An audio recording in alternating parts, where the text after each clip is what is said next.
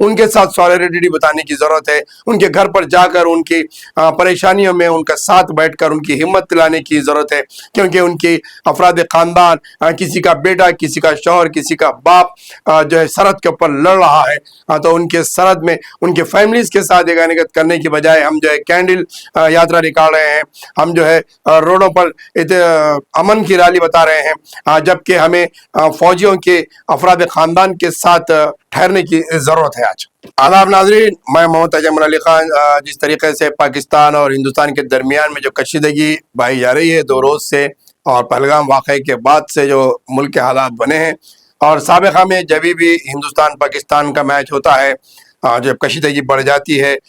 تو اس کا اثر فوری طور پر دکھنے میں آتا ہے کہ جو پاکستان کے شہروں کے نام والے برانڈز جو ہے حیدرآباد میں یا پھر ملک میں اس کا فروخت ہوتا ہے, اس پر سب سے پہلے حملہ ہوتا ہے. اس کی ایک تازی مثال یہ ہے کہ کراچی بیکری جو اس وقت اس کے فرنچائز سارے ملک میں پھیلے ہوئے ہیں, اس پر حملہ کیا جا رہا ہے اور اس کے خلاف پروٹیسٹ کیا جا رہا ہے, اور اسے ڈیمانڈ کیا جا رہا ہے کہ نام کو بدلا جائے, کیونکہ جو اندھادھند جو نظر آتے ہیں اور اس طرح کے برانڈز کو دیکھتے ہوئے اپنی دیش بھکتی بتاتے ہیں, انہیں یہ پتہ نہیں ہوتا ہے کہ یہ برانڈز کے بانی کون ہیں اور اس کے فاؤنڈر کون ہے, یہ کب سے قائم ہے اور یہ کیوں چل رہا ہے. جس طرح سے کراچی بیکری کے تعلق سے کہا جاتا ہے کہ 1953 میں کنچن رام چندرن رانی نے اس کا قیام عمل میں لایا تھا, اور اب ان کے دونوں پوترے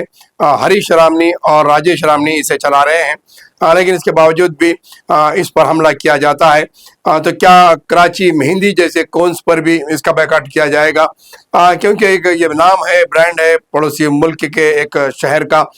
جس کی وجہ سے ایسے برانڈز پر احتجاج کیا جاتا ہے اور اس کی خلاف ورزی کی جاتی ہے. اکثر دیکھا گیا ہے کہ جب بھی پاکستان ہندوستان کے میچ ہوتے ہیں اور اس طرح کے کشیدگی پائی جاتی ہے تو کراچی بیکری کے بورڈز پر پردے ڈال کر اسے چھپایا جاتا ہے اور اسے خصوصی سیکیورٹی دی جاتی ہے.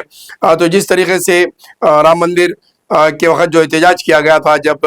رام سلویا, رام لکشمن, رام دیو مسالے, اس طرح کے جو ہے برانڈز کے چیزیں اشیاء فروخت کی گئی تھی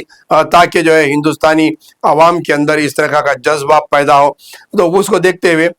جب بھی کھانے پینے کی اشیاء کی چیزیں ہوتی ہیں یا کوئی برانڈز ہوتے ہیں اس پر اپنا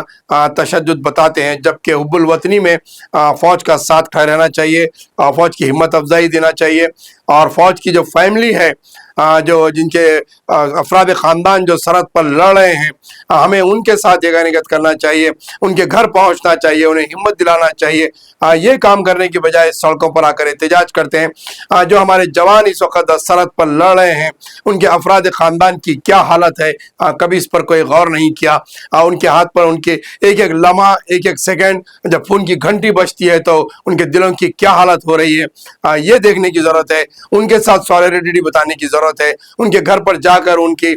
پریشانیوں میں ان کا ساتھ بیٹھ کر ان کی ہمت دلانے کی ضرورت ہے, کیونکہ ان کی افراد خاندان, کسی کا بیٹا, کسی کا شوہر, کسی کا باپ جو ہے سرحد کے اوپر لڑ رہا ہے, تو ان کے سرحد میں ان کے فیملیز کے ساتھ یگانگت کرنے کی بجائے ہم جو ہے کینڈل